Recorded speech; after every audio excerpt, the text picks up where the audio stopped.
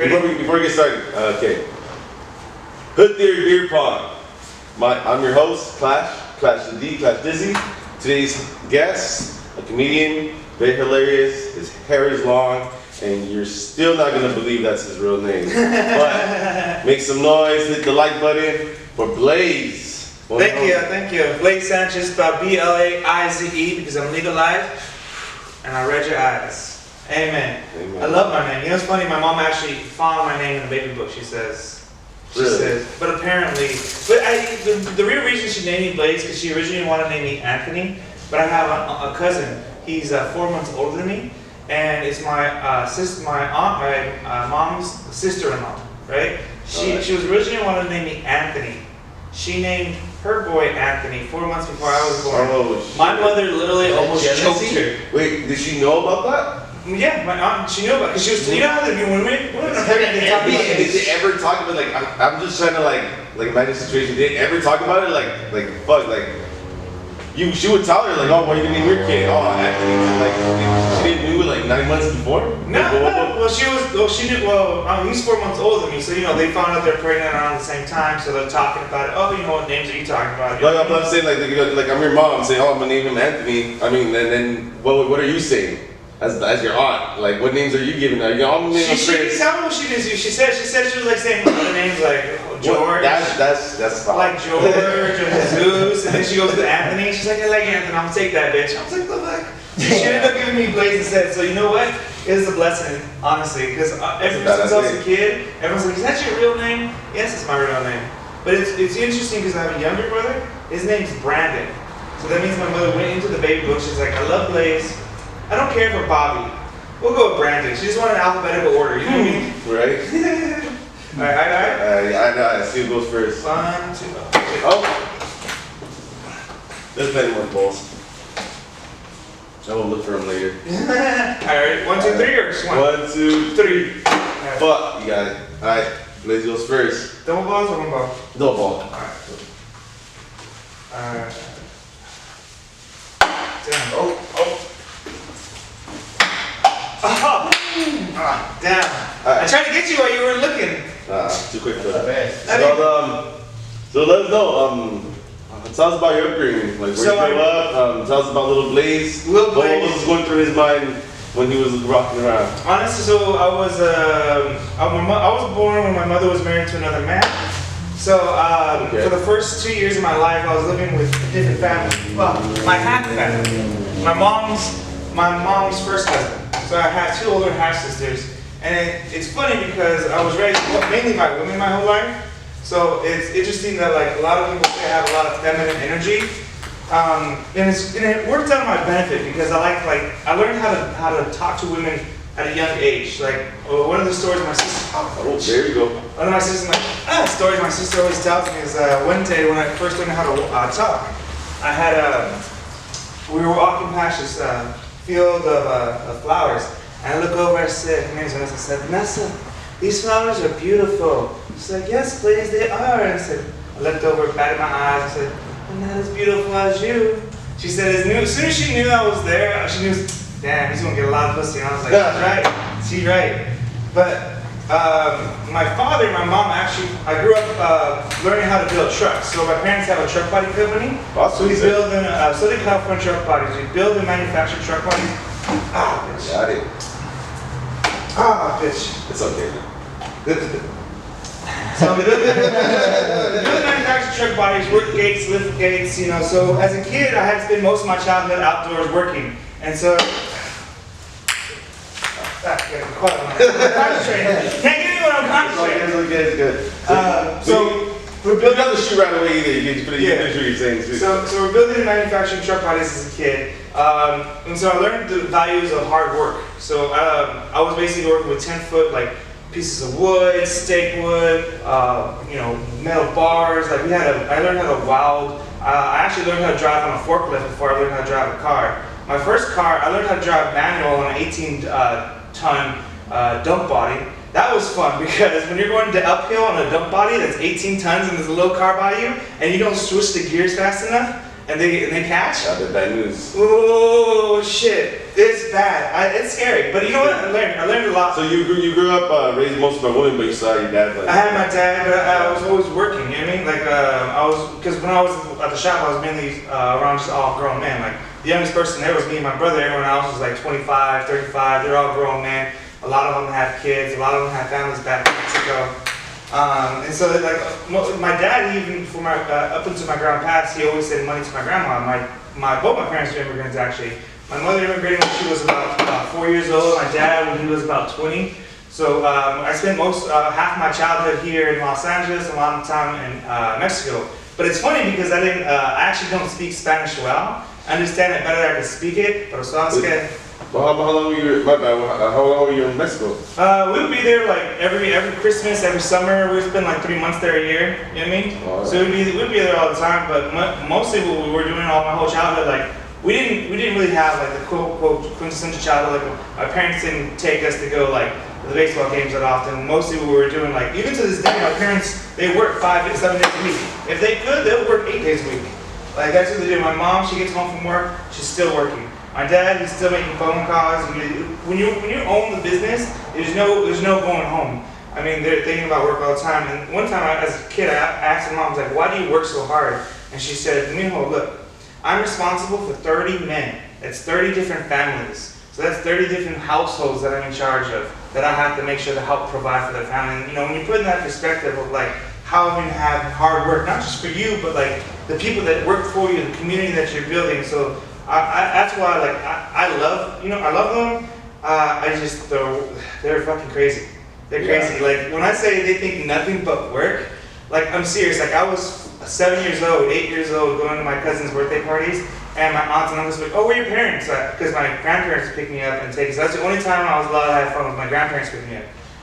And they lived in East LA, and my Muslim family lived in East LA, Whittier, Ontario, that area.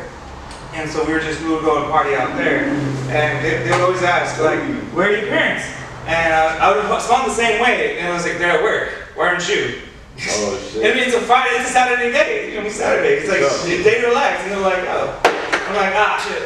That didn't sound normal to you, relaxing on a Saturday. Mm-mm. Maybe from where being something in your household, but like no one's thinking like that. No, it's just like even my brother, like he still works for them though. He still works for them. I escaped luckily. Okay. But the thing is, like I still have like whenever I'm not doing something, I feel like what the fuck am I not doing? Like I gotta do this, I gotta do something. You know what I mean? Like I walk at pace, like not nervously, but just like with feverish energy. So that's where a lot of my comedy comes from too. It's like this feverish energy of like. I have to be doing something, you know what I mean? Because like when I get on stage, I'm like a lot of energy. I'm like, how you guys doing? You guys having a good time? You know, I'm walking side to side. There's different types of comics that as you see, even in a few comedy shows, that like they're just sit there and their deliveries, blah, blah, blah, blah, they're very like not monotone, but they have a cadence to them. A certain flow, whereas like me, like Chris Rock, I was like he's like, whoa, how you doing? Yeah, for sure. And that's where I take more inspiration of. Even like one of my favorite artists of all time, like David Gessius, like he doesn't do a lot of moving around. He'll do a little bit of this and that, but he's doing a lot of moving with his sounds and his voice. You know, so he's not just doing things with just his body. You know what I mean? Even though there's a lot of it out there. For sure. Plus, I'm gonna say this. Fuck him for spending what was it, like 100 grand on his fucking 4-pound chihuahua. What was this? Like he spent like 400 grand, 100 grand or some shit like that, $1 million. This is why I need that, my little, like, my computer dad. Jamie? And he's like, Jamie, we need you right there with the screen, like, what? And like, look it up. Jamie, pull that shit up. Alright, what double? Double cut. What you want? Minimum, and then, give me the front right. Yeah. For sure. So he spent $4,000 on his dog for what? 400. 400,000. For birthday, got like a tiara, photo shoot, a whole like dress, like diamond tiara. Dude, that's Lucy, you ain't getting nothing like that, bitch. You ain't getting nothing like that. I guess you get a steak.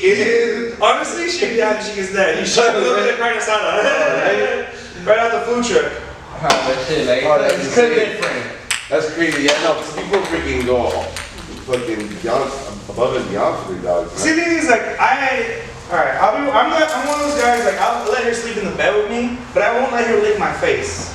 You know what I mean? I don't like, that shit is weird. The bitch just licked her ass. She's in your face. Like, no, bitch, no. I'm okay with her, like, looking at almost anything else.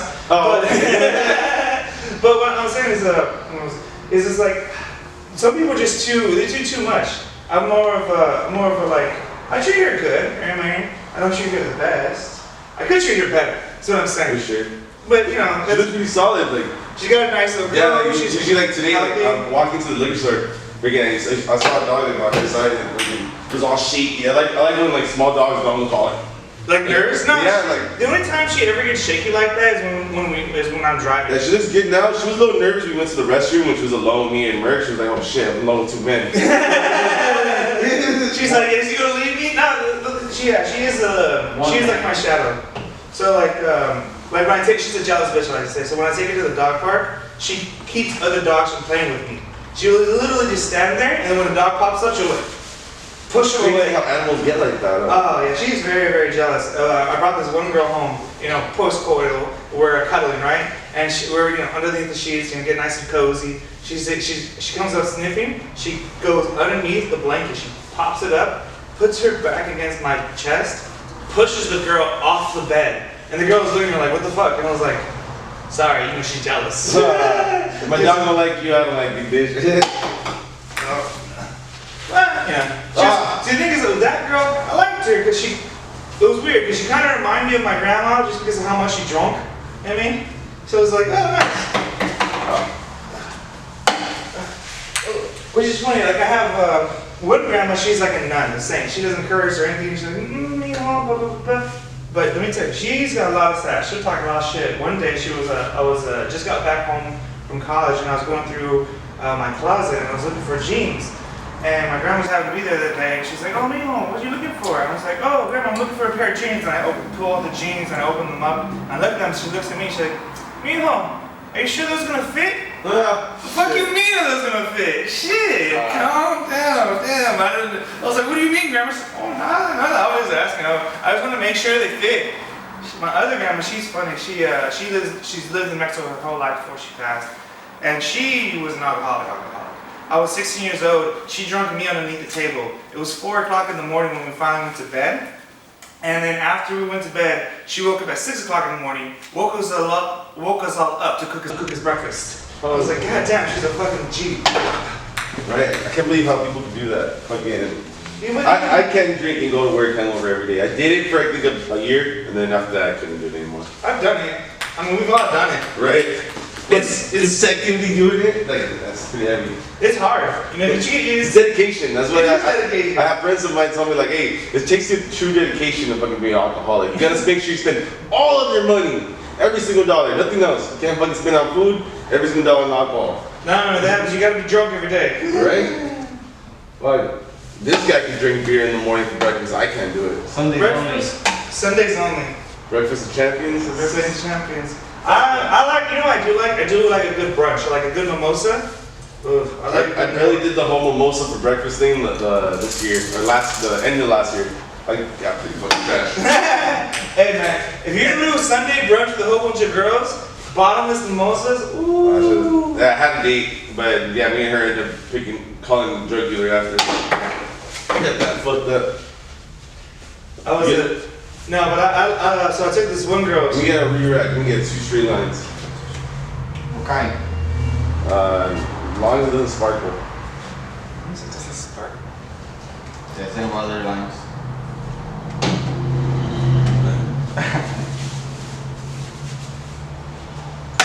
Oh, just the rim. I bet you do love a rim job. Yeah, hell yeah. I don't like my ass play like that, really. When I was in Hawaii, especially because all the Filipinos were into ass play, they would talk about it constantly. Girls would be like, come up to me in the club, it's like, do you want to eat my ass? I'm like, bitch, I can smell your ass. I don't want to eat it. I feel like it's more of a trend now than ever. Like, growing up, I never really heard about eating ass being a thing as much as today. Especially with like, Cardi B's and the main sounds. Yeah. This is an interesting subject. Eating ass? Oh, do you eat ass? I don't eat ass at all. Eat ass, You don't eat ass? I don't eat ass. Do you like getting your ass eaten? No, I'm not getting my ass eaten. No, I don't like my I've ass been offered very much, but like, Yeah. okay, so I'm kind of traumatized a little bit. when I was young, I hadn't even seen shit like that. You know, I'm so easily traumatized, I guess. I'm Okay. fucking, so my friend told me about the story that he saw this porno that the chick fucking sticks her fucking long fingernail down the guy's fucking pee hole. And I was like, what the fuck? And like even just that. Yeah, right? I didn't even see the porn. Rewind that if you have to. I'll rewind it for you. And then like, the edit. You put a video in there or something? Do the edit and I'll just rewind it and then fucking me say it again. Like, No, man, no. I Her first nail, though, you just industry, and I've had to put catheters in people. I'm like, no, you haven't. I didn't hear. Sorry. well, I worked in lab. Just like, do you go like that or like that? Oh. I'm sorry. I couldn't. Yeah. Now I gotta concentrate for a second. Oh my goodness. Oh! Fuck! I want to hear the captain's story though. So. Alright, you Got a rematch. I gotta damn you. After this, you got a rematch of him. We can do a rematch too. Oh, we got it? Yeah, we'll see We got time. We Yeah, got got time. Look at that. What's it called? Where did I put the beers? They're behind me. Want another one? Yes, please. Tell you, bro, he gets you, bro. Gets you distracted. He gets you distracted by talking about fucking Yeah. catheters and shit. Nails and penises and I don't know what else. So I've worked on cadavers. I've worked in the physical therapist's office. I haven't worked in the ER, and I never worked in the ER because fuck the ER. I've heard it's the worst place to work, right? Oh, myself it is. But so one time we had to inject a catheter in this one client because what was the reason for it? It was a post-op situation. So they just got out of the surgery and I had to be there to watch it. It was kind of like a shadowing experience. Okay. So luckily I didn't have to touch anything. So I had to be there and I had to. No, And I had to shadow and I had to provide them the instruments, whatever they needed. So you had to, you had to wash up, glove up. You gotta be a helper. Like, Yeah. So I'm just the help, and I'm the help, and I just like help out, and just like you just look in the face. So you just pretty much you're trying not to make eye contact because you don't want to make it awkward. Because you don't want to make it awkward. You're staring at the person's penis. The guy's talking to you. He's like, hey, what's up, man? So, how's your day going, man? Any hot chicks? Well, you have to have it like you have to have a conversation. You know what I mean? So you have what I was told is have a light conversation. How's your day going? Blah blah blah. Get them in a relaxed state. You know what I mean? Because the more tense they are, the tighter the penis hole is gonna be. You know what I mean? Because they're gonna tense up. So you gotta tell them to relax. Blah blah blah. You're like breathing, telling stories. The doctor would tell us, just distract him. You stand to the side. So one of my other classmates, they got the lucky job. They told him, it was like, just stand right next to him, just to have a conversation. Okay. So they're just like, blah, blah, blah, blah, having a conversation and talking. And it's just like, he's like, ooh. You can see, like, because you can tell he feels it, you know what I mean? Like, they put a little bit of, Keep going. they put a little bit of, not just a disinfectant, but also like I got a story after you finish this. pain, like they put this, what is it, like pain, not for pain, it's Some type of local anesthetic. They Okay. put some local anesthetic so it doesn't hurt as much, but it's still very discomforting. I would imagine. So That's yeah. on nerves right there, dog. I would imagine. That shit reminds me. One time, my cousin, who got he overdosed and got drugged out, and like they had to pick him up from the ER, and they start saying like, so we see him and he's passed out, drugged out, and we're like, oh whatever. But they said, oh he's okay, we're gonna fucking get him out later. And then I guess they come out and say, hey, you guys gonna have to like take him now. And it's like, why, what's up? And then they fucking take us in. This fool wakes up, and this fool just trying to get up, and they're like, they're trying to keep him from the bed. It's like, no, I gotta get the fuck out of here, And they're like, oh, why? Like, what's wrong? I was like, they put a tube in my urethra. They put a tube in my urethra. It's like they're in my dick. And like, he's like, oh shit. He's like, I tried to pull it out, that shit fucking if you're hurt. Of course, don't pull it out. He's like, I'm trying to pull it out. I'm trying to get the fuck out of here. Get this shit out of my thing. Get this shit out of my urethra. And then the doctor comes out. He's like, okay, the reason what happens is you were overdosed on drugs, and that's why you're here. He's like, not overdosed on drugs. I'm not on drugs. This is mom's in there. You know, that fool's like denies it all the way. Yeah. And fucking, and then he goes like, yo, you guys sucked up two of my urethra. Like, if you weren't high on drugs, you would have felt that. Yeah. Like, I would have woken you up, man. But Oh, yeah, so yes. and then like, I had to be right there. Like, I didn't actually see it because it has like blankets over it, but I could see them doing like whatever they had to do to take it off. Yeah. Yeah, but I can imagine after waking up. It's And slow what the fuck is this?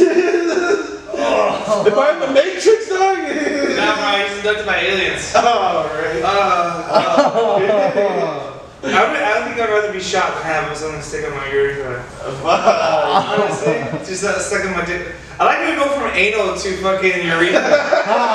You're fucking We're gonna body You do not like anything put up your pinhole. Yeah. Like any normal man, you don't want anything put up your asshole. Yeah, so pretty much my fear is that when it's some crazy bitch is like, you just don't know. I'm gonna do it anyways. You know? Consent is key, people. Consent is everything. True. So again, and like, I don't know, I just imagine there'd be some crazy chick out there. 'Cause I met some crazy chicks that are like, you know, like, oh, but you just, because you don't know how it feels, you never tried it, so, you know, like, I can imagine just sticking their face in there. Or maybe I'm just scared I'm gonna like it.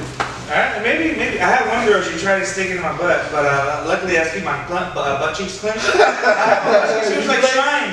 She was trying. She was really scratching at it. But luckily I had my butt cheeks clenched. She was sucking my dick and trying to like, and I grabbed her hand, I was like, what are you trying to do? She was like, I'm trying to put it in your butt. I was like, no, I don't want that. That's not my See, that's one thing, like, I'm not gonna stop a girl from cupping, or like, I like cupping better, but like, I'm not gonna stop a girl from rubbing my nuts. But there is something weird about it. Like, it feels, I'm not saying it doesn't feel good, but it doesn't feel 100% comfortable either. Having your nuts cupped? Well, like, cupped I like better. Recently I met a girl who just like, oh, I just like cupping the nuts. And I was like, okay, that feels cool, but like, when they're like rubbing it and like moving it around, yeah, that's fun. it's fun, but again, back to the traumatized thing. Like, you were scared they're gonna twist the nut? Yeah, of course. I've met people who have one nut because of that. And like, from just sitting at school, like I've had friend of mine who said like, I was just sitting at school and then like I was just like screwing up and it happened to him and he had to fucking get that shit removed. What? What's wrong with you and your friends, man? Girl, You got some fucked up. I need some friends, nut man. babies. Hey man, If he's a is he the one nut man? Are you the one nut man? No, okay, I just want to make sure. The cameraman's on the one nut man, just so everyone's clear. There's 3 cameras, there's 3 guys. Three guys. You got one nut. That's one thing is like, that's a fear of mine, is because before my mom met my dad, she used to work at a legal office that dealt specifically with the motorcycle accidents. So I was like 5, 6 years old. She would come home and show me pictures of motorcycle accidents, right? And she showed me this one dude.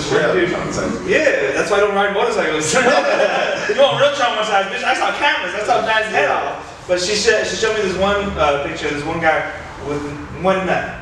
The other one missing. I said, what happened to the other one? She's like, they couldn't find it. So, I was like, Mom, what the fuck? I'm bored. I don't need to be seeing this. See, the thing is, how was your how was your family? Anybody else in your family like rode motorcycles? Or like, I would think like. Well, I have a huge family, so some of them do. I have like 4 or 5 of them probably that do. Here's the thing. My mom had. Did she ever like do like anti motorcycle on them or? Well, before it was. Well, her older sister, who's like 2, 3 years older than her, when she was 18, she was in a motorcycle car accident, and she got all messed up, and she broke her leg, she broke her back, she broke her. Like she was a model beforehand, and after she got in an accident, she couldn't model anymore. Wow. So that's another thing that happened when we were kids. Well, that makes sense to hate motorcycles. Yeah. And then it makes sense. I think I want to do that to my kids too. But that happened to my brother. Fuck. That's fucking crazy. But that's not even the Be careful for all you motorcycles. I respect you guys living your lifestyle, but be careful, man. And Watch one your of my fears of driving on a freeway is to be a motorcyclist. I'm always scared, like I'm not gonna see them. You know what I mean? I'm be like looking over and then I'm going to the left lane and boom. You know what I mean? Because like it's just one of those things. Like it's not that I want to hit them. It's I'm scared of hitting them. You know what I mean? It's because I just don't want to hurt them. It's scary, man. Yeah. You hitting the car is like one thing. That's scary itself. Like, Yeah. I just got in a car accident freaking a couple months ago. Ooh, Yeah, I got one a year ago. Yeah? How bad was it? Totally. But like, everybody came out fine, right? Like, basically? Yeah, it was just fender bender, bumper to bumper. My car went underneath his muffler, fucked up my engine. What happened? It was your fault or? Yeah. What happened? I was smoking, I was hot wheeling. I was packing a bowl, I was looking down, and then I looked up and I was like, oh fuck! I thought I had more space than I did, you know what I mean? It's kind of like when you're texting and Yeah, same thing happened to me, man. I was Shouldn't do those things, guys, out here. Don't text and drive. Don't pack and bowl and drive. Don't. Okay, for sensory purpose, don't smoke and drive. Shut the fuck up. Oh, looking for the dope man. Hey, we gotta say that, man. YouTube, all that. Unless we gotta go Rumble and shit. Rumble, or fucking was it True Social, whatever? Oh, man, I gotta get your opinions on that. Like, let's save that guy for later in the topic. First, I'm curious. So, where did all this start? What was the moment that Blaze was, I'm gonna be a comedian? I started in college. Funny story. So I used to date a comedian for 5 years, and we met in college. She was doing comedy, and so I was in the comedy scene for a bit. And so in college, I actually went and I started doing some comedy here and there. And then one day, my mom texted me random day in the summer. She's like, "Blaze, where you at?" And I said, "I'm at the bar with some friends." "No, really, where you at?" "I'm at the bar with some friends." For like 5 minutes, she's like, "Where are you really at?" I'm telling her I'm at the bar. And so I said, "Fuck it, forget it. I'm at home doing homework." She's like, "Okay." Doesn't text me back. My mom calls me 10 minutes later. She's like, "Where you at?" I said, "I'm at the bar with some friends." She's like, "We're outside your front door."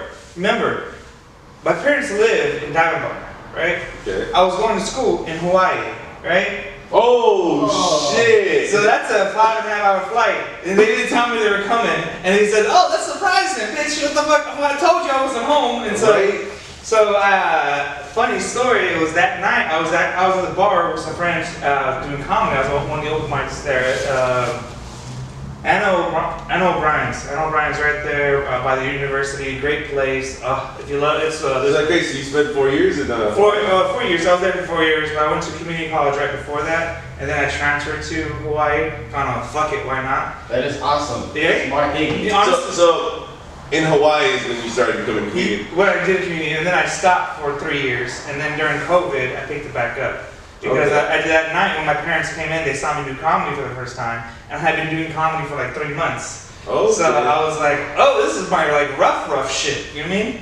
Like funny enough, one of my jokes then was back in like 2016, 2017 was actually a vaccination joke.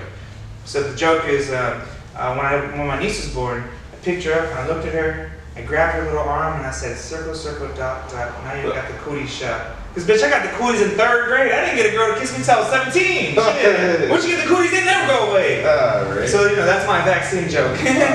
Before even COVID was a thing. So that was one of them.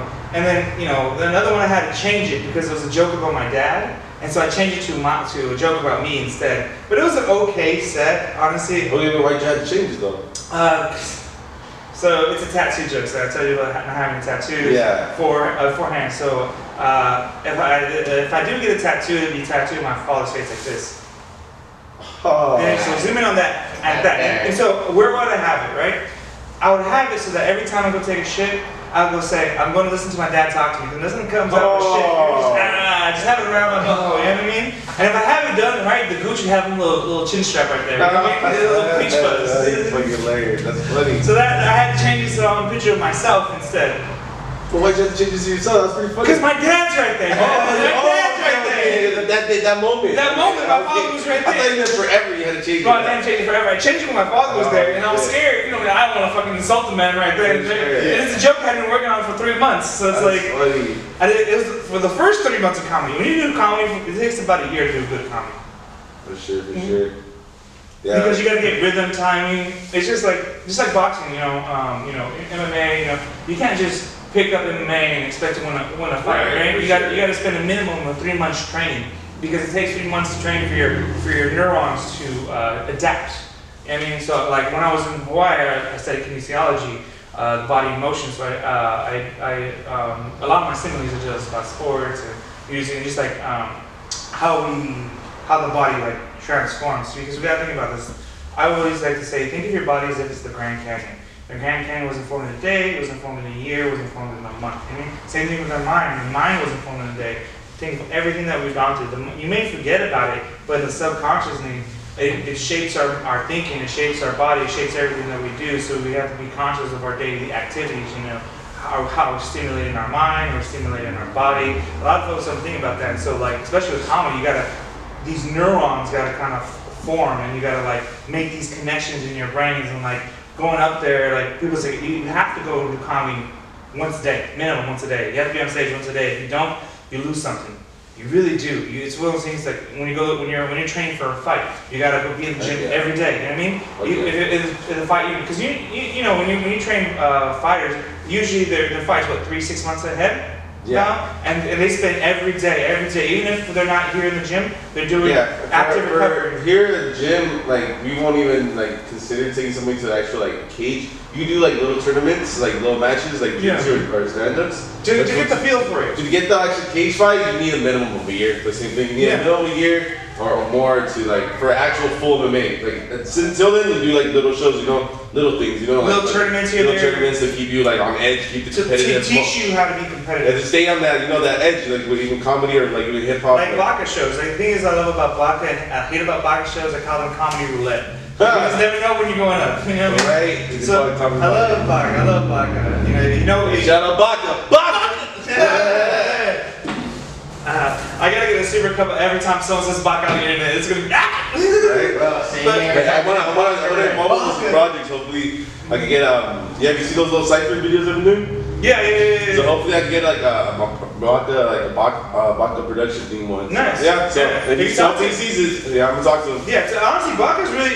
If you talk to him, he's very, very open. Like he's open. He will give you an opportunity. He wants to see everyone do well. That's what I love about Baka. He was like, if you go out there and say, hey Baka, can you help me out with this? He was like, all right man, let me see what I can do. You know what I mean? Sure. And I love that about Baka. The only thing I hate about Baka is he just needs to get his shit together when it comes to the show sometimes, because it's just like, it's too much of a shit show. But it is what it is. Like, it's like there's like his contest. There's like 40 comics for like one prize. I'm like, it's just too many people here. We need 40 is pretty big.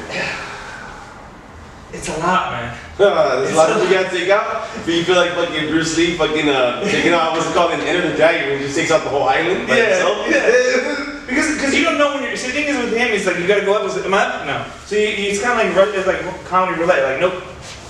Oh, finally. And then when you go up, it's you're tired kind of because you have to amp yourself up, push yourself down. Amp yourself up because when you go on stage, you gotta amp yourself up. You know, especially for someone like me, I have a lot of energy. You know, some folks it takes them a lot more to go because you know their emotional, mental state. You know, because in comedy there's a lot of crazy folks. Every art form. There's a lot of crazy rappers, a lot of crazy R&B. Like there's always that. There's always that. You're always gonna find some extreme version of like of community of individuals. Of like hip hop, comedy, you're gonna find like. Well, I used to hate Our Future. I mean, I used to hate Tyler the Creator until I listened to Comedy When You Get Lost, and then I listened to that album. I listened to the album start to finish, and after I listened to that album, I was like, hold on, I need to re-listen to him. So actually, we went back to his host. I went.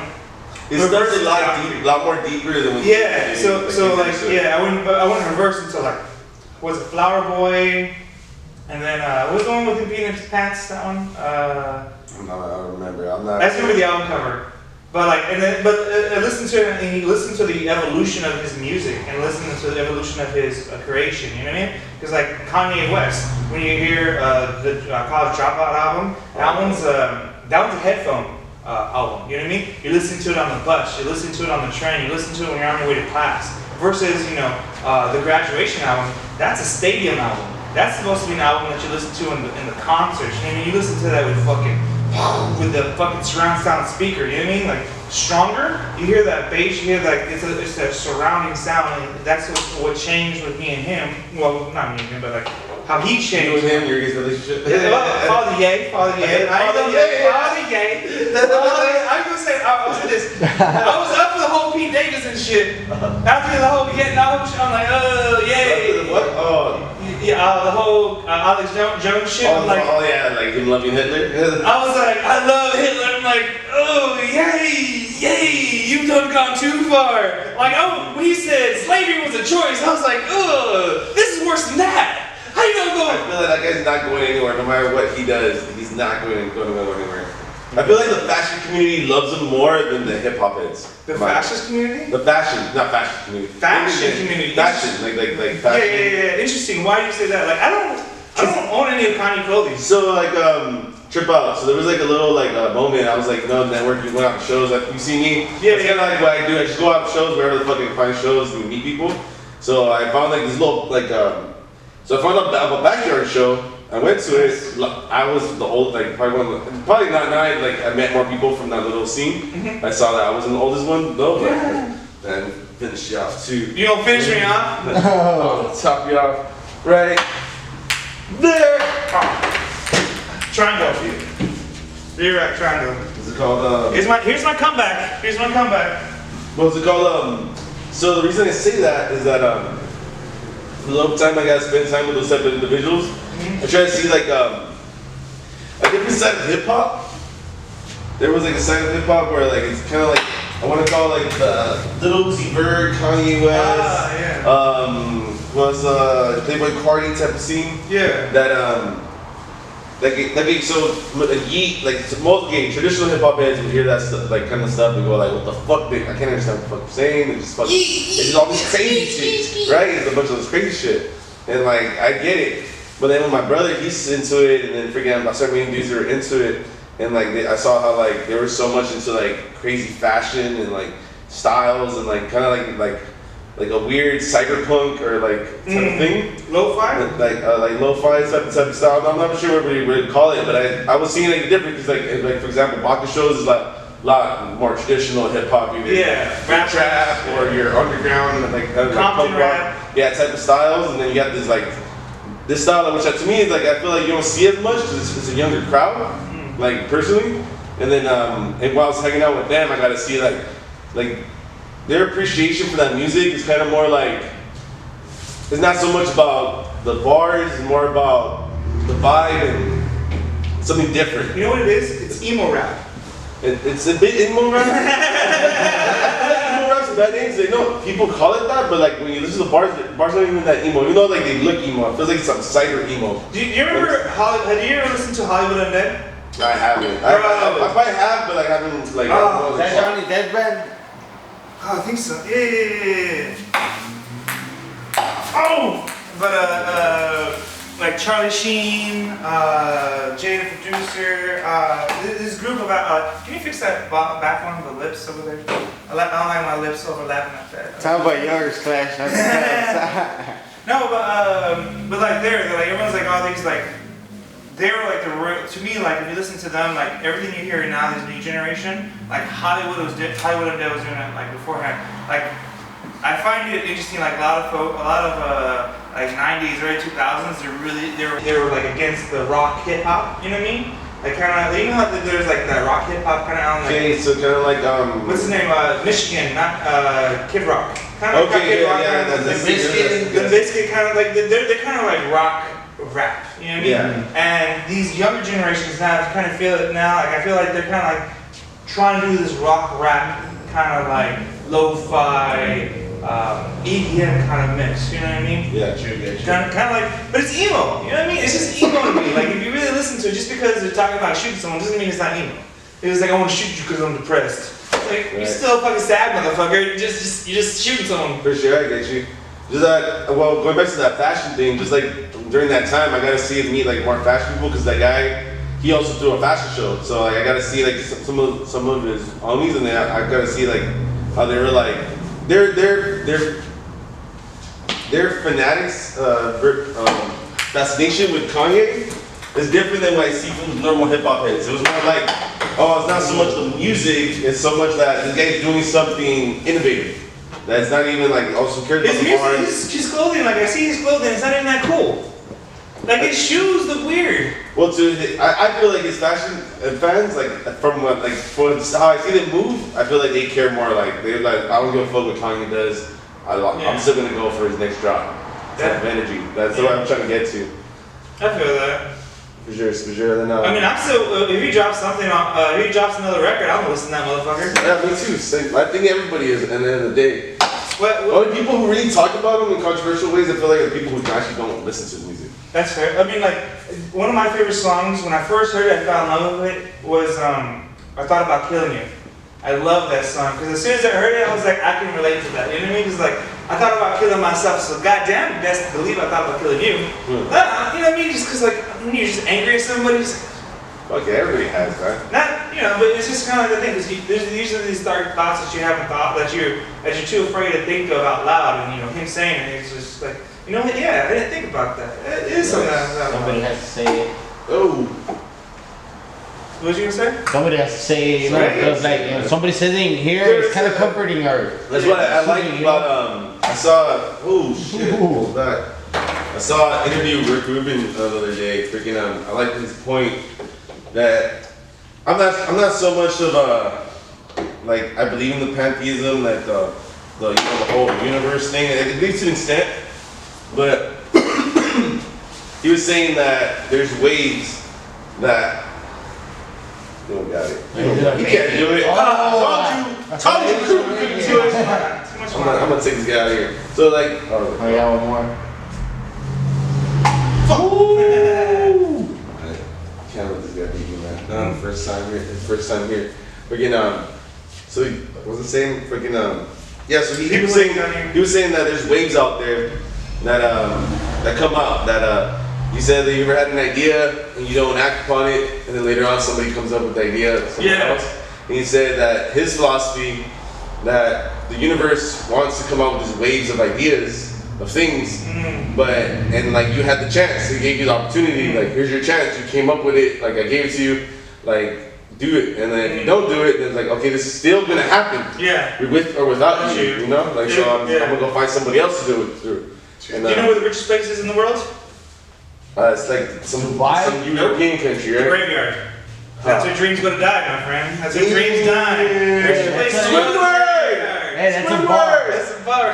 Here lies my hopes and dreams. Are you a fan of SpongeBob? SpongeBob? I turned 30 in October, yeah. But I love SpongeBob. Okay, remember that episode, the one that he's in the cemetery and he sees Squidward coming in with the flowers? And he was like, who did you visit? Here lies Squidward's hopes and dreams. He was number one, Mr. Krabs. We're always, when we fucking love Whenever we fucking think about it, we always bring that. We're like, Squidward. Squidward.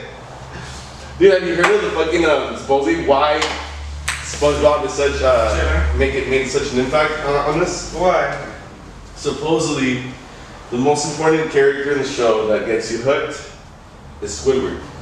And that the majority of the episodes are Squidward, based on Squidward. A lot of them are like Squidward involved. Okay. And that the reason are like some way, shape, or form, because SpongeBob represents Like youthfulness? youthfulness, innocent, anything's possible, everything's possible. Now you got one for it? I was waiting for you to go over something. I'm ready. I don't want to step in the angle. I told him what I was going to do too. I was waiting for him to step away.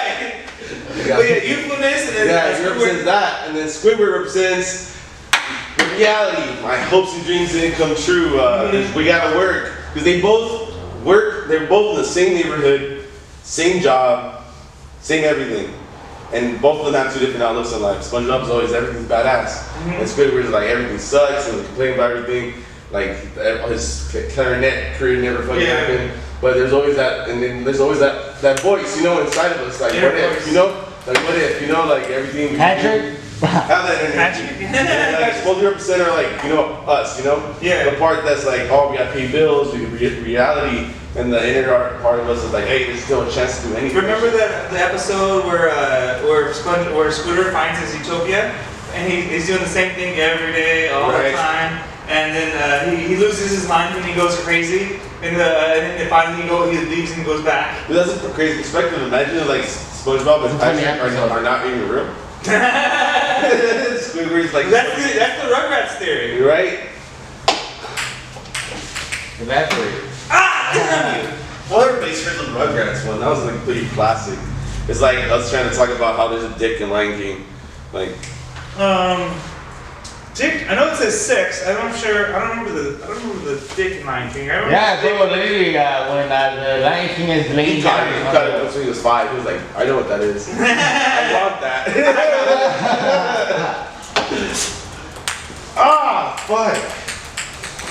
I'm singing forever to get rid of It's it. always the last one. The hood theory. It's a good theory. Ah, fuck. Let me get it. So you're mentioning. Look at. Still not gonna win. Still not gonna win. So sorry. Alright, you were mentioning earlier Yeah. about when you were talking about your dad, getting your dad's face tatted on your butt. Again, you wouldn't really ever get it tatted, but let us know. Want to elaborate about that? About him? No, not no, why you won't get tattooed? Why don't I want to get tattooed? Yeah. I don't like needles, man. Nah? I don't like needles. I'm not one of those people who likes fucking like pain. Like when I have to go get my blood drawn, like I have to look away. Like Really? I can look at it. I can straight like stare Bro. at it. you're just a weirdo. That's why. Hot. Yeah. Well, I don't like. You probably like getting spanked in bed, don't you? sometimes. You should get in trouble on purpose. Pégame. Like I remember to the Family Guy, the scene where he's like, "Oh, Pinocchio, like you want to tell a lie?" And he bends over for him. Did you take the cookies from the cookie He's jar? like, "Yes, Papa, it was me." It was Are me. you sure? Get that shit off sideways. You gotta straighten up his cuz, bro. That's the way it points, man. It needs to Look at your dick, just leans Yeah. aside. How's it hanging to the left? Let's go. Let's go. Fuck. Don't worry, crew. We got this, crew. We got this. No. You know what's funny? I always wear that "Don't Kill Yourself" shirt that I bought from you a while ago, and I get so many funny, weird reactions. They're like, "Why are you wearing that shit? That's so offensive." I was like, "What? I don't want you to kill yourself." And they're like, "Oh." I was like, "Do you want to kill yourself?" Right? People just get so. That's what I love about that shirt. It's like I wear it all the time, and then sometimes people get like, they don't know how to react. Dude, this guy's awesome. The date, like, not only is he awesome, he's not that awesome, right? Hey, whoa. No, you're not. Oh! He got scared though. He got scared. You was squeezing him tight. You guys dope because like not only did he bought the shirt, he gets the shirt, he goes up, and I think I'm pretty sure he gave me a shout out, but then he just immediately started involving the "Don't Kill Yourself" part of Zach. I don't know if he had that in plan. Yeah, I did it. I bought the shirt. I was like, all right, I'll make my son about this now. Yeah, that was pretty sick, and I was like, damn, that's dope. Like that showed really skill on your behalf as a comedian. Yeah. Right now, every Monday night, I be out at Sunset Rooftop. Yeah. Rebuttal. Yeah. Shot. Go ahead. Take any shots you want.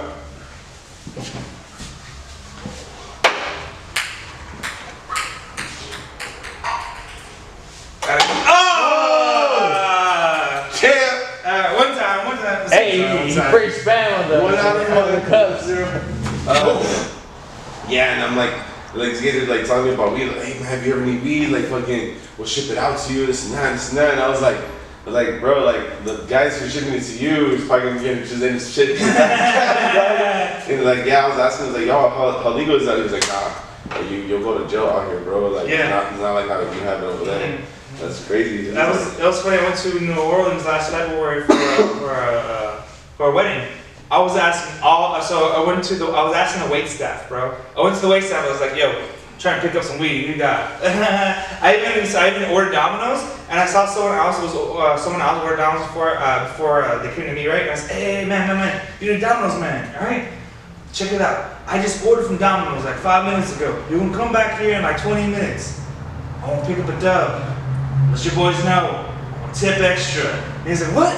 I was like, bro, I'm trying to pick up. I was like, literally, it's like, bro, I need some weed. Blah, blah, blah. I was literally asking everyone. The best I got out there was some edibles. Was the fucking the Jolly Ranchers. Jolly Ranchers. Chronic Jolly Rancher. I remember those when I was a kid. Yeah, I don't think they do anything, but I remember those when I was a kid. Damn, throwback.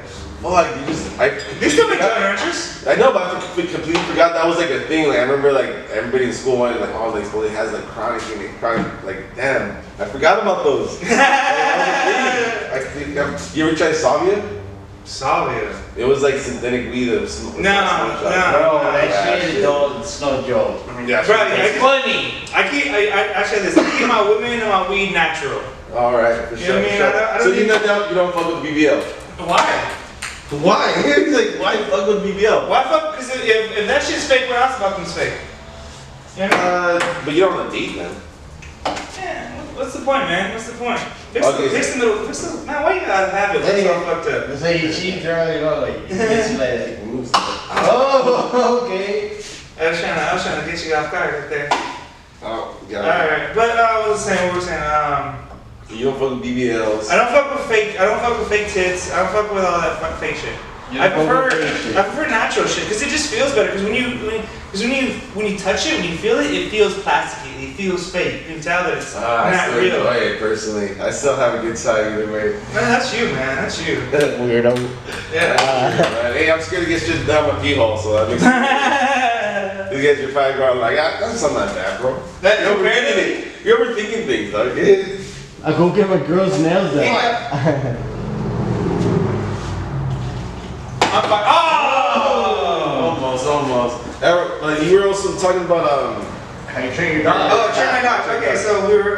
So, do y'all have pets? Do you have dogs? I used to have a dog. I had a dog before. So yeah, you used to beat your dog to get it to yeah. Bitch, get over here. So that's the time you do better. Well, you learn from your parents, right? So your parents used to be. Yeah, like, you got treated like pets. So my father, he was a smart man, not a good man, but a smart man. Let me tell you that. Sure. So he took me and my brother to Skid Row when we were like 5, 6 years old, right? We were little kids. He takes us out the car and we're walking down the street. Before we know it, we didn't realize he wasn't behind us anymore. And we see his car pull up behind us and he said, "Hey, Mira, if you fuck up, I'm gonna leave you right here." And he drove off. We were running for 3 miles, like hey, like running. So we're running out to him. And I was trying to figure out how to fucking train Lucy, right? I had to mentally destroy a dog, right? I had to psychologically fuck up a dog. How do I do this? So I figured it out. I took the bitch for a walk down a China walk. I picked her up and I made her stare at the orange chicken. I said, "Bitch, you fuck up, I'm gonna leave you right here." She tried running, but I had the leash on her so she couldn't go anywhere. Oh, shit. That's so good, hilarious.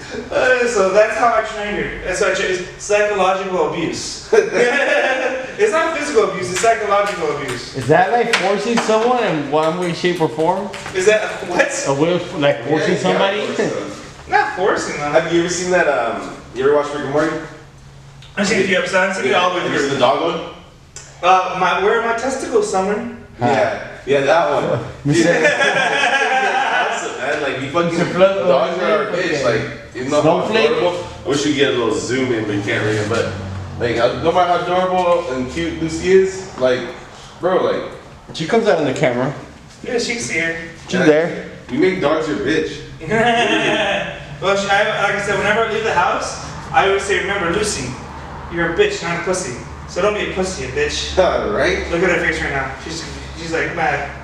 She's like, where you I going? know what pussy means, asshole. Dude, that reminds me. A friend of mine, he has a pet iguana. Iguana. Yeah, and it was like in a very comfortable state when we were. What's his name? Igor? What was his name? Whatever you get name, right? Bitch. Looking Yeah, so it's chilling. It's a comfortable state. It's in a chill state where I'm petting it and shit, and then like out of nowhere I go like joking around like, damn, I wouldn't want to run into you in the alley.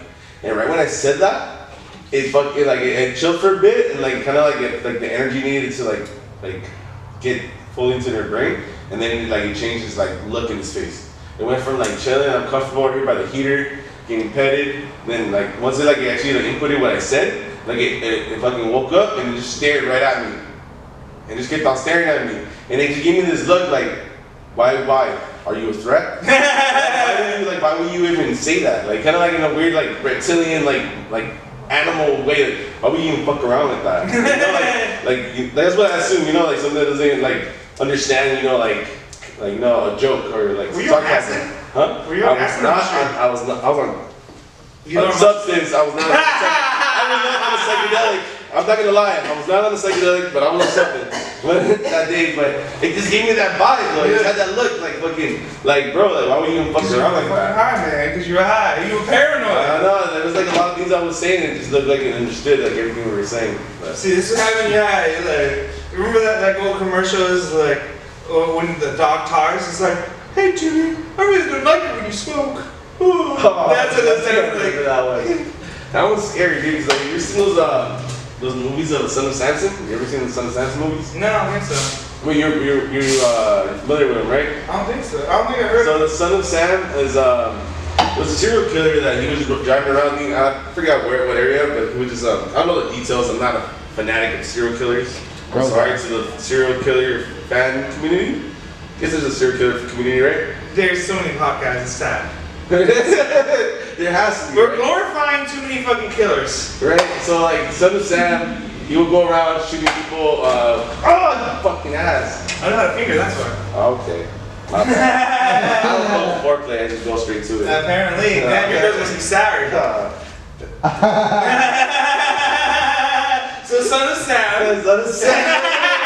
See, this is what happens when we they roast you.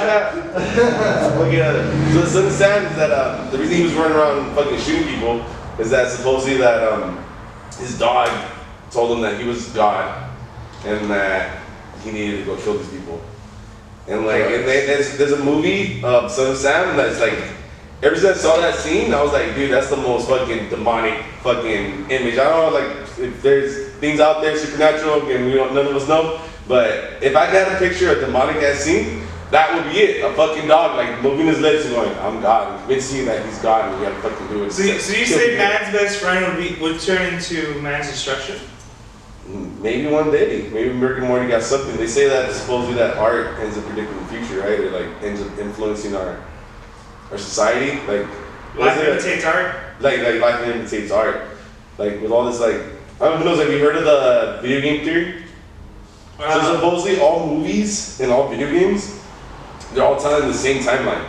They all predicting that we're gonna go to war for natural resources, and once in the middle of the war, we're gonna be like fucked up and like like fucking the end of the world type of level, and then aliens are gonna come in, fuck us up. We're gonna fight the aliens. We're gonna get advanced, and that pretty much is gonna be the space war with us and aliens. And that's supposedly every single video game depicts the same timeline. It's crazy. It's called Game Theory YouTube channel. Oh, that one, yeah. They I stopped watching them like 5 years ago. I haven't seen it for a long time, but that was one of them that stuck to me. I didn't hear that. I didn't see that one. No, I used to watch Game Theory. That's just a theory. A game theory.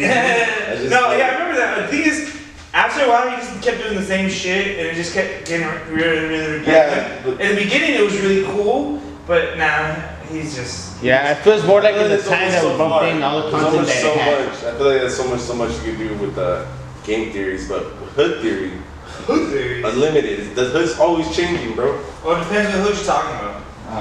I mean, there's so many different hoods out here. I mean, you can, like, honestly, you go 5 blocks in LA, you're in 5 different neighborhoods. Right. I mean, like, LA, it's a driving city. You can't just be in one area. Like, you have, like, the thing I hate about... You get boonies in the back. Right. The one thing I hate about living in North Hollywood is everything's so spread out. So, like, you have to go to, like, 4 different shopping plazas to get 5 fucking errands done living there. Like, that's the thing I hate about it. Like, other places, like, I've been in New Orleans, I've been in New York, like, everything's, like, right there. It's, like, walking distance. And it's so foreign to me having, like, walking to places. Like, it's just so, like, I don't, you know what I mean? Like, nobody walks in LA.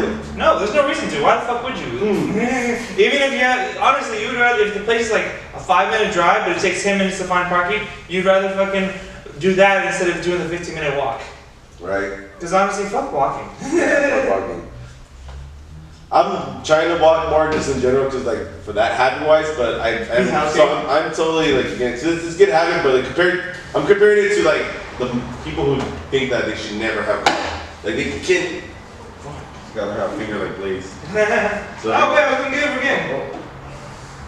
Come on, that's what I try to get doubles. You're not gonna get it, bro. You're not gonna get it. Told you. Find back. Oh. That's right. There's a lot of heads out there that are convinced that they don't need a car to get by. And Good luck with that, man. Like a lot of people say, "Oh, I need to go." Cool for you, bro. But I do. Cool for Right. you. I don't want to fucking wait 2 hours for a bus. Fuck yeah, Uber, fuck that. It's way too expensive. Shit adds up. Heck yeah, it is. Like these fucking cups. That's right. That's how you do it, Blaze. That's how you're supposed to do it, dog. Lo hice con coraje,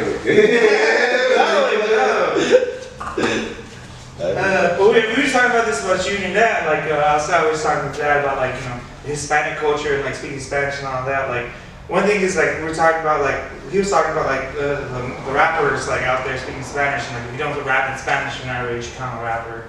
But it reminds me of like with Selena, her father forcing her to sing in Spanish because he was told to sing in Spanish, otherwise he's not a real mariachi band. You know what I mean? Or he's not a real Mexican. And I hate how we as Hispanics, especially the Latin community here in LA, we like to separate ourselves. I think because like we put ourselves down. Like if you don't speak Spanish, you're not real Mexican. You know what I mean? For Which sure. I hate. And not be fucked up, and all respect to the hip hop community, I'm not gonna go and say a blank statement. I'm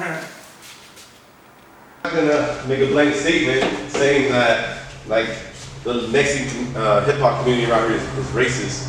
Oh, like I mean, me moving around and seeing the different hip hop shows, personally, I feel like I've seen I see natural segregation. I feel like I want to call it. It's not like oh like somebody's literally like has that energy like oh no fuck we don't want these people around our show. Yeah. But you see it naturally like what's the preference of like staying like this? Why aren't we trying to like purposely with an intentionally trying to like mix it up? I guess me personally as for a brand, like like I'm totally proud of my fucking roots and being Mexican and shit. Yeah, Like, fuck yeah, 100%. But like when my boss once said, oh like fuck yeah, you trying to do it for like you trying to get this kind of rapper brand, huh?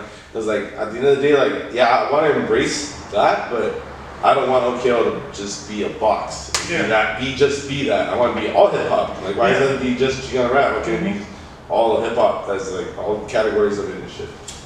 So like that's how I feel. Like well, Bad Bunny's kind of breaking those barriers down, don't you think?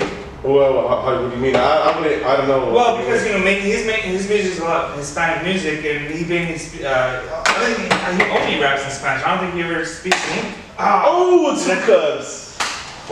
Get him out of here.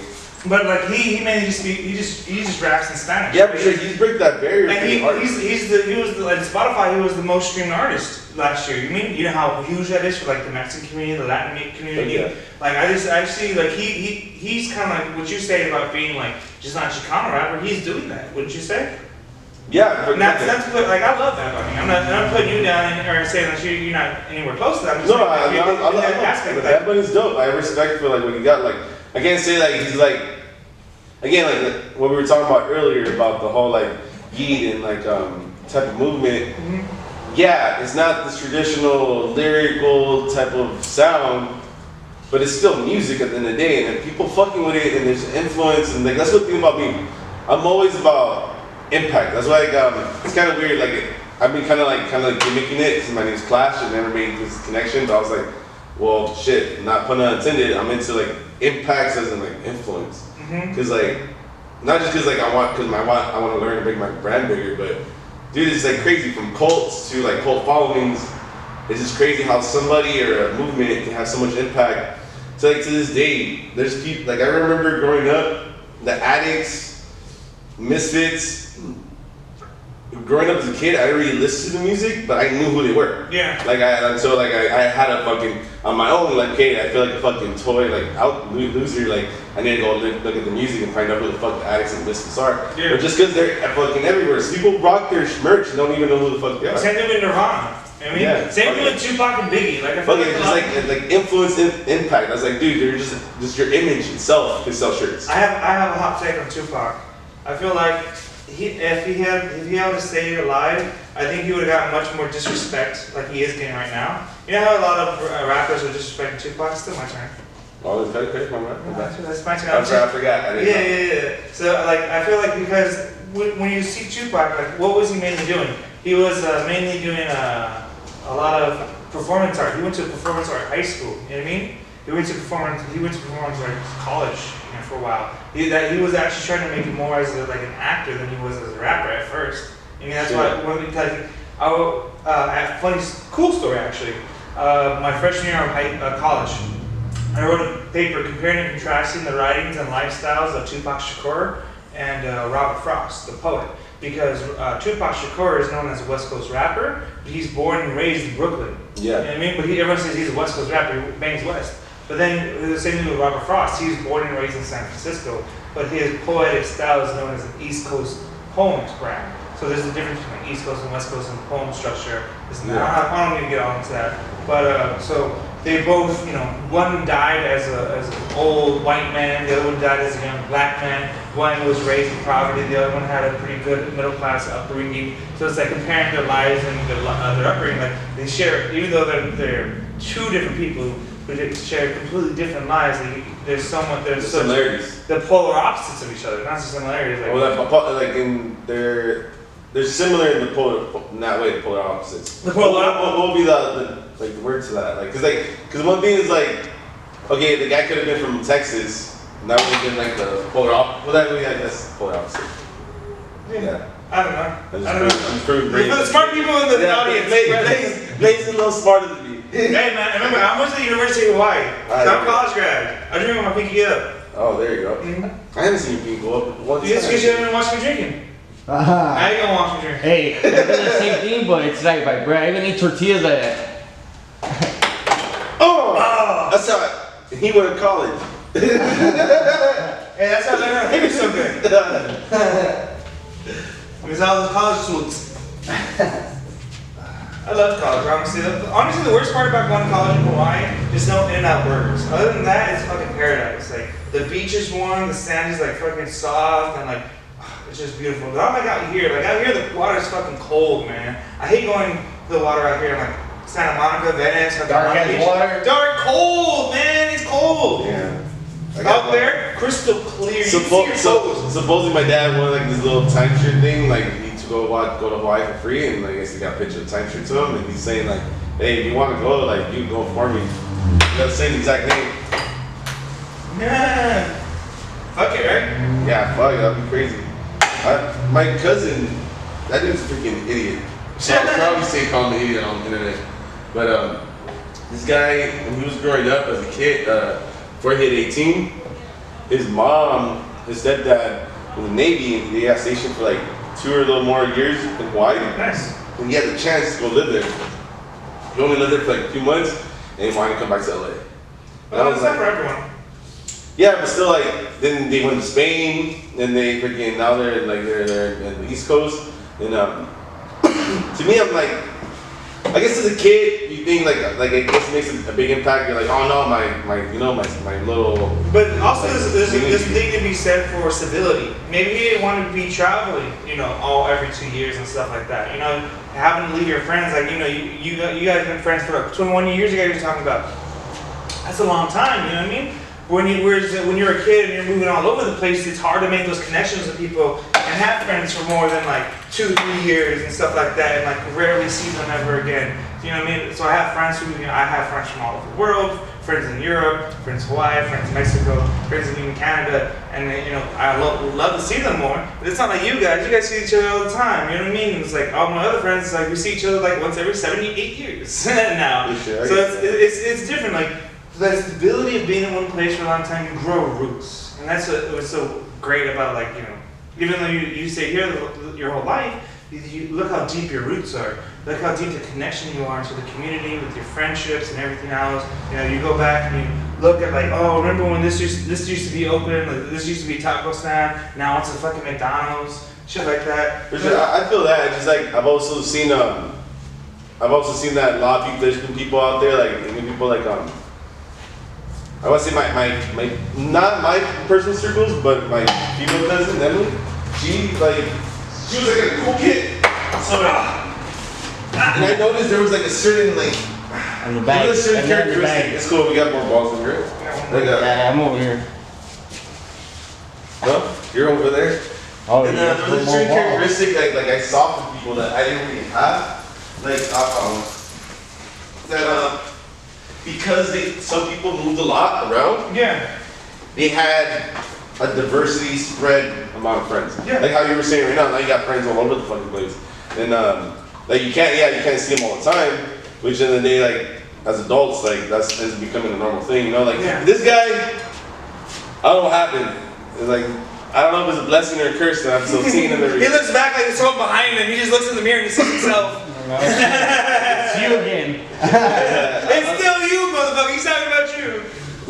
I love this guy, but it would be dope. Like, if I had like a spread of friends, you know, because like right now with my brother being the East Coast, I can feel it. Like, you know, when I go visit him, I'm meeting his friends. I'm not saying that I'm super homies with those guys, but like I feel like shit, like my network. Because like now I was older and like trying to like just do different like different things and shit. You start noticing how like important a network really is, you know? Yeah. Even though might be so close, like if you're stranded in fucking Canada, there might be a chance, you know, like, hey shit, like I got somebody out here, like if I can at least help me out for a night or some type of shit. Like that, to me, that's like what I think is cool. My bosses have that. They say like, hey, we got friends, we could do a road trip and stop anywhere and just fucking have a beer, like have a dinner with fucking any person in the fucking middle of the country and shit. And like, cause they went touring a lot, my bosses. They're like, yeah, they were into like Christian punk bands and like freaking they did a lot of stuff. That's what I'm trying to do, cause like every time I go somewhere, I've been trying to do. Like last year, I went to New Orleans, like I said, I did an open mic there, and I connected with like 7, 8 different comics. Right. I went to New York in September. I connected with like 15 comics. Learn something. Any comedians, you guys sitting your ass being lazy, learn something. God, just talk to like you know. I just went over and went to talk to you at your booth and like, hey man, what's up? And we became homies. Like, yeah, man. You gotta go out there and do something like. And I love the fucking product you put out there, because that's the main thing. Is like I'm a big supporter. If I like it, I'm gonna put it on. So like I said, I buy your shit, put it on, and it's like, hey man, check it out. I like it. Go buy it over there. Just don't kill yourself. Right. Like, yeah, man. I don't even remember what I said that night. I was having a good time. Yeah, I don't remember what you said either, but I remember that shit was pretty funny. I was like, oh shit, this one came up with some fucking Oh, there you go. some content. Some content. Some material. There you go. That was back when That he was was doing it in El Rancho or something like that. Was that place called? During the first time I don't think Rancho was the second time I saw you. There was I know there was Saints and Sinners one, and then there was the other one at the. Rancho, I think it was the second time. I think it was the time you actually replied to me. Because I'm pretty sure at the first time, it's kind of like normal. Yeah. Sometimes the first time, like people don't like actually hit me up, or like, and also like I know some people assume that they're gonna charge me for the fucking photos and the videotapes. Hey, for anybody out there who sees this and you guys think I'm like, you guys haven't hit me up for your photos or videos, I have a gang of photos of people, videos of people like, I don't even know who the fuck they are right now. Like, so much time's gone by, so many shows. Like, and I get it, cause that's just happened to me. I've done shows too, cause I rap. Yeah. Yeah. I rap too, and that's happened to me plenty of times. People take like photos and videos of some great performances, and then like, fuck, I just take it too into hard. You're not good at fingering. You need to be more sensual, man. You know, if you want to learn how to get head and you want to learn how to figure, book, it's called She Comes First. She comes first. She Comes. Alright, well, what have you learned from this book? Tell us. About the art of cunnilingus. If anything, we should have you have a segment on our channel and you just, do like a... How to eat pussy? You go chapter to chapter, go through the book. We could just read it out loud. I would, yeah. The lip language. The lip language. Bottom lip. Bottom lip. So it's our island. No, island. What up, Mr. Boom? Hey, you want to come around and step on green mats? Thank you. Hey, Flash. So, Keep saying this. Press start, stop button. Oh! I missed. turn off real quick. I did that and it still does it again. Pause. Technical difficulties. Huh. But I was thinking to camera shooting, so. Mr. Ruchi, Boom Coon. It's going to be a nice episode. Mr. Boom. Alright, let's finish this up real quick, man. It's all good, it's all good. What was the... You have another ball? There's no rush. Like I said, like I was gonna have like 4 different ones, and that if that would have happened, then it probably wouldn't rush. But Yeah. it was actually like it was you, and then there's an hour after you. That was gonna be someone else. So like, it's like I understand how it is. I got my own podcast, so I have my own podcast. It's called the Blazing Sharp Podcast. So what I do is I have people on. We just talk about like whatever, like how you get started is the main thing. Another thing I always like to ask is like, what makes something difficult? What makes something difficult? Yeah, because think about it, like what makes something difficult. Like for me, what makes something difficult is ability. Like I can't dunk a basketball. I'm 5'9.5". I can't jump fucking 10 feet and dunk a ball. I mean, look at these palms right here. These palms aren't big enough to dunk a little grip ball. So little. They need to walk around. Calm the fuck down. We got more cups right here, dog. Alright, pussy. What you tell me? I said pussy. But what was I saying? So it's about ability. It's about ability to do something. Time. How long do you have to do it? Is it about, do you have 2 months? Do you have 2 minutes? You know what I mean? That also makes it difficult. And the want to do it. Like, do you want to do it? That means like, if you want to do something, you go out of your way. How do you feel about the concept of doing something regardless if you want to do it or not? Like, Depends. You don't feel like it running today, but guess what? You gotta go. Well, that's because you have a goal for it. You know what I mean? That's different because that's part of like why the reason for it. You know what I mean? What makes it difficult? Because I'm doing it for what? This reason. Because I want to get in shape for a tournament. Because I want to lose weight. Because I need to increase my cardio. That factors into it. You know what I mean? The want to do it. Why do you want to do it? Or why do you have to do it? You know what I mean? The worst answer I ever got was from this one girl, stupid bitch. She's like, I asked her what makes something difficult. She's like, my hair. And I was like, the fuck do you mean my hair? Whoa, what? And so I said, what do you mean? He's like, so long as my hair is good, I can do anything. I was like, bitch, you stupid. Like, yeah, that's fucking ridiculous. Yeah, that's a perfect example of somebody who like. He doesn't understand the shit's not question. gonna go good for you. I guess unless you're a hot chick and get a rich guy, you get a rich guy to like support you. Then like I guess that's your only ticket, but that mindset's not gonna get you far. It's like a crutch, you know, saying like, oh, I can't hold down a job because I'm an alcoholic. Like, then just stop drinking alcohol. Like, you know, like I know easier said than done. I'm not trying to undermine like addicts. Cough, but you know, like I've had my fucking party times and like I don't know. They always say it's a whole psychological thing. Have you heard Dr. Carl Hart? Shout out Joe Rogan. Yeah. Sounds familiar. I think like, that's our sound from here. Yeah, it comes out of Joe Rogan, and like he's pretty much emphasized that the people who actually become addicts and become strung out already have a mental disorder in the first place, and that's when they start doing drugs. When like there's the majority of people who actually do drugs end up quitting or do them and still have a fucking normal life. Yeah. Like and fucking not be all strung out on the streets. And like the problem is that like. Those people are the ones we need to tell. No to drug. You cannot even fuck around one time because you're gonna get addicted and you're fucking go down that hole. Oh, you were telling us earlier about your hat, something about your hat. Oh, so it took me 4 years to find the hat. So I've always wanted a hat, and even when I was that kid in middle school who had a fedora, I was that weirdo. Okay, so, I was a weirdo. I was a weirdo. So I was looking for a hat. I got to the point where I was dating this one girl, and I tried to get her to help me find a hat. And she literally didn't want to help me at all. I was very distraught. So I have at least 20 hats, and I got like bucket hats. I got like baseball caps. I have like trucker hats. I got and I have like flat hat, top hats. Like I have like 20 different hats. I have a Superman hat. It's got Superman. It has a cape in the back of it. Like I was really going out there, man. I was looking for a hat. And then I went to LA County Fair last March. With me and my roommate, we were just hanging out there, and I was like, let's look at the hats. I looked at the hat, put it on, and I was like, that's the hat. There you go. That's the hat. You know what I mean? And it's like honestly, this hat is like trying to find the right woman. Like you need to like go out of your way and like actually try to find something that just fits you right. You know what I mean? Like but you know what right. Like it's just got. We have to get it. Yes. Yeah, it's trying to miss it. 2 balls. 2 balls. You got a couple balls. Couple balls. Just cup them, girl. Just cup them. Fuck! Why not? I'm not gonna let it get timey, dog. You know. I'm not letting it get timey. I am the winner. Oh, yeah. I remember I saw this video. It was 2 white boys. It was felony fights, I think. Felony. Yeah. It was 2 white boys versus 2 Mexican guys, and like they getting their ass kicked. And then like they came out more cocky. That's what made it funnier. They were like trash talking, like, oh, we're gonna fuck them all. We're not gonna fucking lose. They're fucking badass. They're fucking badass.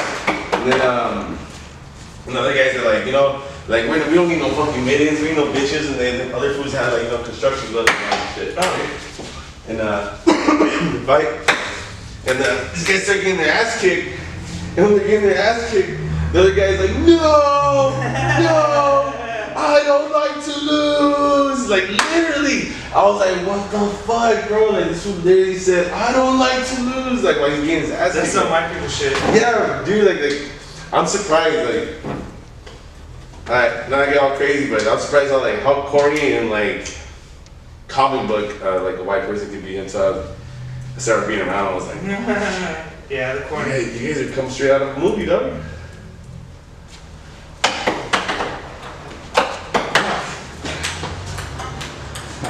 Check down. I know the rules. Alright, give him one. Give one to him. There should be one more. One more? Already got him. Already got him. I'm gonna get some more right now. Damn, it's gonna do it, bro. It's not. It's on the camera. Oh! Close. That's the best trick shot I've ever seen. It was last cup, right? Homie had to throw it behind the back. We were in this trailer park home, and he hit it. So it was like right there. He threw it behind the back. It bounced off the refrigerator, went into the cup, dead end. Damn. Final shot. See why that bro? Someone hit it at the fucking the chandelier, bro. Off the chandelier. Yeah, like straight up, like right to the chandelier, like not that fucking high. They hang on up with his head. Boom. Where the ball go? Sir, you see me get the balls. Alright. Cut my balls, please. Cut my balls. Come on, said, shut this down. Shut this down. No more games. Fuck.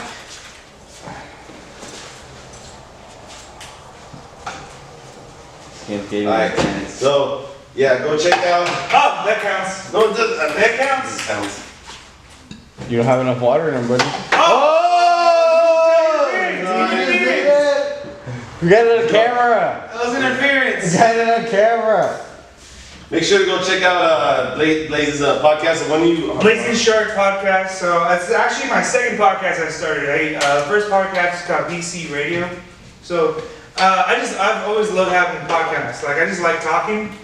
I just like talking to people. Like Hold on, like, I was like, you got the balls, bro. I got two of them. I mean this for this. Hopefully.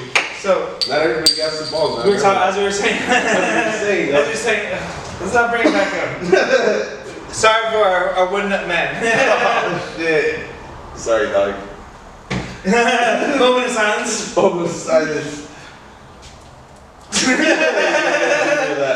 Alright, what was it? Wooden nut man.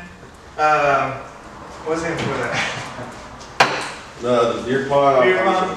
So you got any drunk story? What's like your worst drunk story? Oh, this is weird. One of my favorite drunk stories is college Hawaii. So I lived on the fourth floor, and on the first floor there was a little garden on the first floor, right? And I was drunk as fuck, and I was leaning over the railing, puking over the railing, and I lived right next to the RA, the resident assistant. She comes out, she's like, Blaze, what are you doing? I said, I'm feeding the plants. And I keep puking. Give me a straight line. You always be fucking up the lips, man. Oh, Hey. She said, that's what she said. I'm gonna put an end to this right now. No, you're not. Ah! That is not what she said. Thank God for long weeks. Good thing for jiu-jitsu. Oh, that's too good. Sorry. Let me get straight line too. You want this way or this way? The other way. Alright, cool. That's how you fuck with people. That's like fuck off. You know what's fun? The fastest game of beer pong I ever played was 1 round. It was the funniest shit ever. So we hit it, boom, we made 1 shot. And then the ball bounced on the rim, and bounced up, and the other one, boom, completely missed the ball, and just hit all the cups off the fucking table. We all just looked at him like, bruh, we didn't even start the game. We already done. It was like, dude, the perfect game I ever had It was me and some chick partners, and it was against my cousin and my homeboy. Fuck. And they filled it up. It was back in those dumb young days where you actually like put alcohol and beer in the cups and you drink from the cups. Disgusting, you know? Disgusting. Never do that. Never. Hey kids, water pong. Never play beer pong because that's disgusting and that's how you fucking puke. Yes, do not actually put beer or alcohol in the cups. So we're stupid. We fill it up with fucking Fireball. No. Nothing but fucking Fireball. Once I saw it was Fireball, I was like, fuck this. I told the girl like, hey, we gotta be on our A game. I'm not drinking none of these fucking cups. Nope. Perfect game, best game I ever had. They didn't score a single one. And we took out all their cups. Oh, put but them on the table. Since we were playing with those dumb young rules, that means they had to drink all of our cups. Amen. So like they fucking took fucking 20 shots of fucking Fireball. Fuck that. And by the end of that night, fucking my cousin, I have never seen my cousin that drunk. Oh, you probably never will. You probably never will. No, the worst drunk is the Fireball drunk. The Fireball It drunk. was crazy. Yes, right? I won. Mexican standoff. Can you put mine more back? Hmm? Can you put mine more back? No, it's a cup. No. Yeah. Do we got extra balls anymore? You use this one. We're almost done. Use the extra ones. Oh, we'll look for them later. I got another pack too. Oh, son of a bitch! We're gonna start putting the Western music.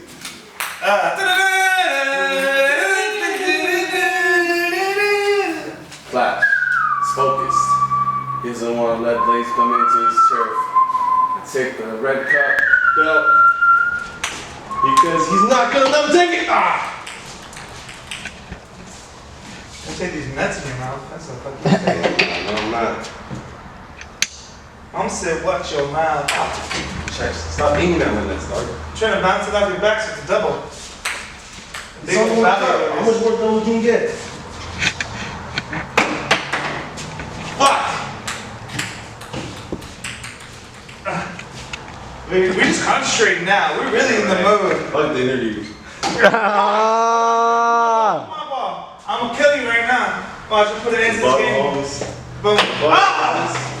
Rebuttal homes, because it goes a little something like this. A little something like this. Oh! Hey, game.